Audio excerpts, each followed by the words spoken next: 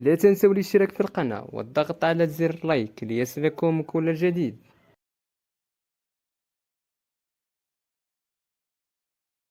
مبابي الجميلة إلى أشرف حكيمي. وجه كيليان مبابي رسالة مؤثرة إلى صديقه أشرف حكيمي بعد فوزه بجائزة أفضل لاعب إفريقي.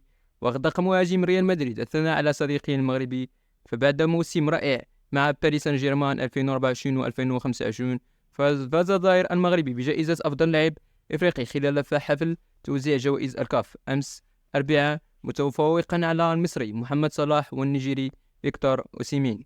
وتلقى حكيمي التهنئة من العديد من زملائه في باريس سان جيرمان والمنتخب المغربي مثل عثمان ديمبيلي وإبراهيم دياز وغيرهم. وهنأ كيليان مبابي زميله السابق في باريس سان جيرمان حكيمي والمقرب جدا منه بهذا الفوز. وكتب مبابي في رسالة نشرت على مواقع التواصل الاجتماعي مرفوقة بصورة لصديقه ما يلي: أحبك يا أخي، مالك إفريقيا، أحسنت يا أخي، الجائزة مستحقة.